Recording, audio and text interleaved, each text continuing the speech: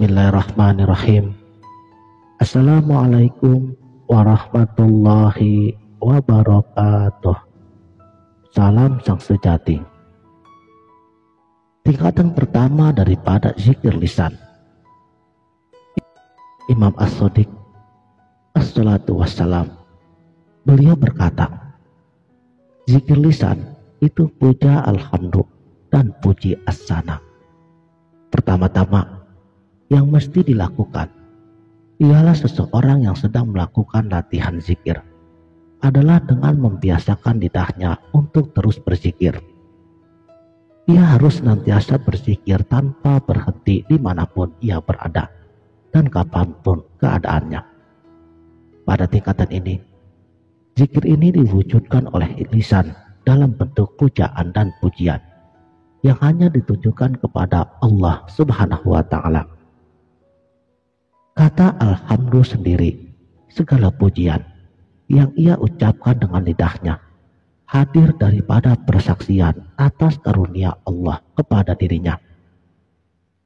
Seorang hamba mesti bersaksi dan mulai benar-benar menyadari bahwa dialah yang telah melimpahkan semua karunia yang sekarang diterimanya. Oleh karenanya, siapapun kita itu harus selalu mentaatinya dimanapun kita berada. Tingkatan kedua daripada zikir jiwa, zikir al-nafs. Imam As-Shadiq alaihi wassalatu wassalam, beliau mengatakan, zikir jiwa itu adalah mewujudkan kesungguhan al-juhud dan kemauan yang keras al-ana. Pada tingkatan zikir al-nafs ini, sang penzikir mesti mulai melatih untuk menguatkan jiwanya dengan kesungguhan dan kemauan yang keras agar selalu terjaga daripada kealpaan atau kelalaian. Nafs sang hamba mesti senantiasa terjaga dalam kondisi zikir dan mengingatnya, tentunya dengan kesungguhan dan kemauan yang kuat. Jadi kita harus menundukkan nafs diri kita untuk tetap berzikir kepada Allah Subhanahu wa Ta'ala. Seseorang yang berpikir bahwa dirinya akan dapat menyingkap rahasia-rahasia dan mencapai hakikatnya tanpa bermujahadah kesungguhan, maka dia hanyalah berangan-angan. Karena awal daripada perjalanan ruhani ini adalah mujahadah. Jadi, barang siapa yang tidak memiliki kesungguhan daripada mujahadah di jalannya, niscaya dia tidak akan memperoleh cahaya darinya. Kehendak dan kesungguhan adalah esensi kemanusiaan dan kriteria kebebasan manusia. Perbedaan derajat manusia adalah sesuai dengan perbedaan tingkat kehendak dan kesungguhan dari masing-masing pribadi. Dengan kata lain, tingkat kemanusiaan, insaniyah, yang ada pada diri kita itu dapat diukur dari kuat lemahnya kesungguhan dan kemauan diri kita untuk tidak lalai dan senantiasa mengingatnya untuk mencapai peringkat-peringkat rohani di jalannya. Dan orang-orang yang berjihad bersungguh-sungguh di jalan kami, niscaya benar-benar akan kami tunjukkan jalan kepada mereka. Dan sesungguhnya Allah benar-benar beserta dengan orang yang berbuat ihsan. Tingkatan ketiga, zikir roh. Imam As-Shadiq alaihi wassalatu wassalam, kata beliau, zikir roh itu ialah takut al-khawf dan harap al-roja. Tingkatan zikir roh adalah tingkatan ketika roh berzikir kepada Allah sampai hadir hasil daripada zikirnya itu, yaitu rasa takut kepada Allah Subhanahu wa Ta'ala yang sedemikian rupa, sehingga seorang hamba merasa jika ia datang kepadanya dengan kebajikan dari dua dunia, jin dan manusia, dia merasa akan tetap dihukum olehnya. Dan pada saat yang bersamaan telah hadir pula rasa harap yang sedemikian rupa, sehingga jika ia datang ke hadapannya dengan dosa dua dunia tersebut, maka dia akan tetap mengasihinya dengan ampunannya Sesungguhnya tingkatan pada makom ini, yaitu khauf dan raja, ini merupakan tingkatan rohani yang cukup tinggi. Karena tidak akan muncul rasa takut di dalam hati seseorang, melainkan karena kesempurnaan pengetahuannya tentang Tuhannya. Al-Quran yang mulia mengatakan, sesungguhnya yang takut kepada Allah di antara hamba-hambanya hanyalah orang-orang yang memiliki ilmu. Hanya mereka yang memiliki ilmu yang bermanfaatlah yang akan memperoleh rasa takut kepada Tuhannya yang Maha Perkasa. Namun, rasa takut tidaklah hanya terungkap dalam kata-kata ataupun saat bermunajat, tetapi juga mewujud di dalam setiap amal perbuatan dan ibadah-ibadahnya. Imam Ali alaihi wassalatu wassalam, beliau berkata, aku heran dengan orang yang mengaku takut pada siksa neraka, tetapi ia tidak menahan diri daripada dosa. Dan aku heran dengan orang yang mengharapkan ganjaran pahala, namun ia tidak bertaubat dan melakukan amal yang soleh.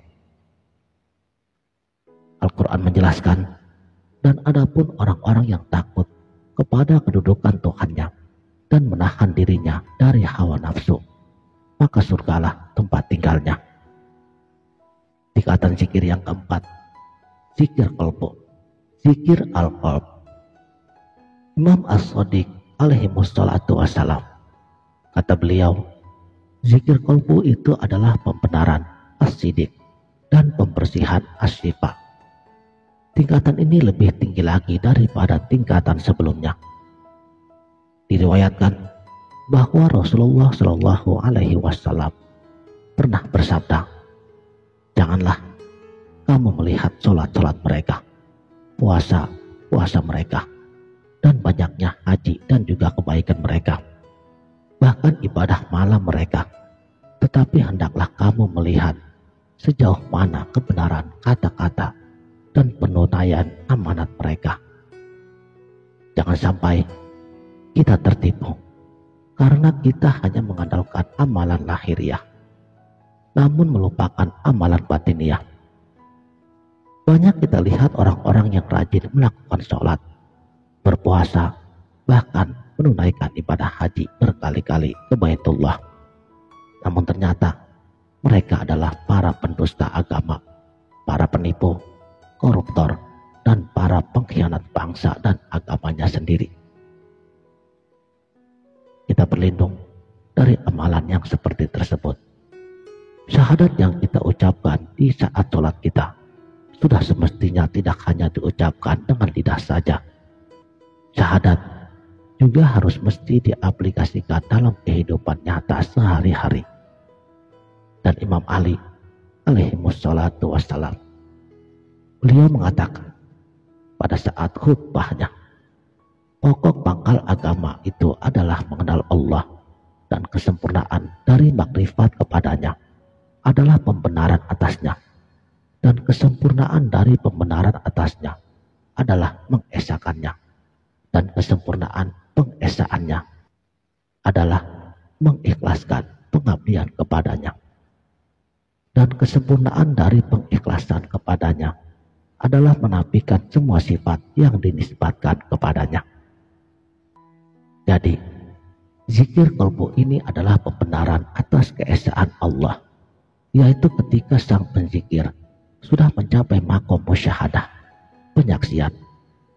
Sang penzikir menyaksikan dengan mata batinnya akan wujudnya yang tunggal, sehingga ia pun membenarkan sang realitas, seraya terus membersihkan hatinya daripada penisbatan-penisbatan sifat yang tidak layak baginya. Maha suci Tuhanku yang memiliki keperkasaan dari apa yang mereka sifatkan kepadanya. Tingkatan zikir yang kelima ialah zikir akal. Imam As-Shadiq alaihi wassalatu wassalam, kata beliau, zikir akal itu pengagungan, at-ta'zim, dan malu, al-haya. Agaknya maksud akal dalam hadis ini bukanlah sekedar akal rasional, namun akal kearifan. Dalam sebuah hadis lainnya, Imam Ali radhiyallahu an beliau berkata, perumpamaan akal di dalam hati adalah seperti lampu di tengah-tengah sebuah rumah. Akal yang berada di dalam hati ini hanya bisa bercahaya dan menyinari alam syuhud dan alam maknawi jika digosok dan dipoles dengan tazakkur dan tafakur. Dan cahaya akal ini akan menyingkap tabir-tabir kegelapan yang menutupi diri sang pejalan ruhani dari al-haq, sehingga ia dapat menyaksikan keagungan al-jalalnya dan keindahan al-jamalnya, dan terpancarlah rasa pengagungan at-ta'zim kepadanya. Sebiji mata yang melihat lebih baik ketimbang ratusan tongkat orang buta. Tingkatan zikir yang keenam ialah zikir makrifat. Imam As-Shadiq alaihi wassalatu wassalam, beliau mengatakan, zikir makrifat itu adalah penyerahan diri, at-taslim, dan rela, ar-ridha. Zikir ini lebih tinggi lagi daripada zikir akal. Setelah tazakur dan tafakur, muncullah makrifat. Makrifat kepada Allah inilah yang membuat dirinya terdorong untuk berserah diri secara total, at-taslim, dan rela atas segala tindakan dan keputusan atas dirinya. Imam As-Shadiq berkata, sesungguhnya manusia yang paling mengenal Allah adalah mereka yang ridho akan qadha ketentuan Allah Azza wa Jalla. Dalam sebuah hadis qudsi dijelaskan bahwa Allah Subhanahu wa taala berfirman kepada Nabi Musa alaihi salam, sesungguhnya engkau sekali-kali tidak akan mampu mendekatiku dengan sesuatu yang lebih aku cintai ketimbang sikap ridho dengan ketentuanku. Dan melalui penyingkapan dirinya di dalam pancaran cahayanya, dia menunjukkan keterbatasan kemampuan daripada penglihatan mata serta kekuatan yang rasional, menjadikannya melampaui kekuatan daripada penglihatan matanya. Jadi, segala sesuatu memiliki keterbatasan. Hanya Tuhanlah yang memiliki kesempurnaan daripada esensinya. Ibnu Arabi, Futuhat Al-Makkiyah. Tingkatan zikir yang terakhir, zikir sir. Imam As-Shadiq alaihi wassalatu wassalam, beliau berkata, zikir sir itu ialah memandang al-ru'yat dan berjumpa al-liqa dengan Allah. Inilah tingkatan zikir yang paling tinggi. Tetapi, apakah sebenarnya sir itu? Sebagian kaum urafa, mereka menyebut sir sebagai rahasia dan juga sebagai hab, yang secara harfiah berarti biji. Sir atau hab ini merupakan inti daripada lub, dan lub ini adalah inti daripada qalb. Jadi, sir adalah bagian yang terdalam dan terhalus dari hati kita. Hab atau sir ini adalah tempat bersemayamnya cinta yang bersifat rohani. Adapun zikir sir adalah zikir yang muncul setelah tahapan zikir makrifat terlampaui. Jika seorang berzikir telah sepenuhnya berserah diri dan ridho kepada semua ketentuan Allah, maka sampailah ia kepada tahapan memandang yang terkasih setelah berjumpa liqa dengannya. Imam Ali Al-Murtadho, ketika beliau bermunajat, beliau berkata, ya Allah, ya Tuhanku, Engkaulah yang paling terpaut pada pencintamu dan yang paling bersedia menolong orang-orang yang bertawakal kepadamu. Engkau melihat, Engkau menguji rahasia-rahasia mereka